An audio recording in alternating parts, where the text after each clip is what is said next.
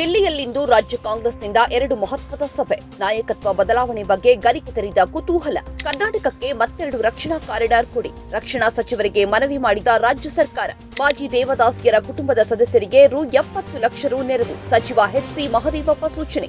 ಅಮೆರಿಕದಲ್ಲಿ ನಡೆಸಿದ road show ಯಶಸ್ವಿ. 7,200 ಉದ್ಯೋಗ ಸೃಷ್ಟಿಯಾಗುವ ನಿರೀಕ್ಷೆ. ಪ್ರಿಯಾಂಕ್ ಖರ್ಗೆ. ಪ್ರಸಕ್ತ ವರ್ಷದ ವೃತ್ತಿಪರ ಕೋರ್ಸ್ಗಳ ಶುಲ್ಕ ಪ್ರಕಟಿಸಿದ ಕರ್ನಾಟಕ ಪರೀಕ್ಷಾ ಪ್ರಾಧಿಕಾರ. ದ್ವೇಷ ಭಾಷಣ ಮಾಡಿದ ಆರೋಪ. ಶರಣ್ ಪಂಪೆಲ್ ಬಂಧನ ಬೇಡ ಎಂದ ಹೈಕೋರ್ಟ್. ಮಾಜಿ ಸಂಸದ ಪ್ರಜ್ವಲ್ ರೇವಣ್ಣ ವಿಚಾರಣಾ ನ್ಯಾಯಾಲಯದಲ್ಲಿ ಜಾಮೀನು ಅರ್ಜಿ ಸಲ್ಲಿಸಲಿ ಎಂದ ಹೈಕೋರ್ಟ್. ಗಗನಯಾನ ಎಸ್ಎಂಪಿಎಸ್ ಉಷ್ಣತೆ ಸ್ಥಿತಿಯ 2 ಪರೀಕ್ಷೆಗಳನ್ನು ಯಶಸ್ವಿಯಾಗಿ ನಡೆಸಿದ ಇಸ್ರೋ. 2026ರ ಹಜ್ ಯಾತ್ರೆಗೆ ಅರ್ಜಿ ಸಲ್ಲಿಕೆ ಪ್ರಕ್ರಿಯೆ ಆರಂಭ. ಜುಲ್ಫಿಕಾರ್ ಅಹಮದ್ ಖಾನ್ ಮಾಹಿತಿ. ನಿಮ್ಮ ಹಾಗೆ ಬೆಳೆಸಿದವರನ್ನೇ ದೂರುತ್ತಾ ರಾಜಕೀಯ ನಡೆಸುವ ಹೀನ ಸಂಸ್ಕೃತಿ ನನ್ನದಲ್ಲ. ಛಲವಾದಿ ವಿರುದ್ಧ ಬಿಕೆ ಹರಿಪ್ರಸಾದ್ ವಾಗ್ದಾಳಿ. ನಮ್ಮ ಕುಟುಂಬದ ಸಮಸ್ಯೆಯನ್ನ ಬಗೆಹರಿಸಿಕೊಡಿ. ಸುರ್ಜೇವಾಲರಿಗೆ ಶಾಸಕ ಸಿಪಿ ಯೋಗೇಶ್ವರ್ ಪುತ್ರಿ ಹಾಗೂ ಪತ್ನಿ ದೂರು.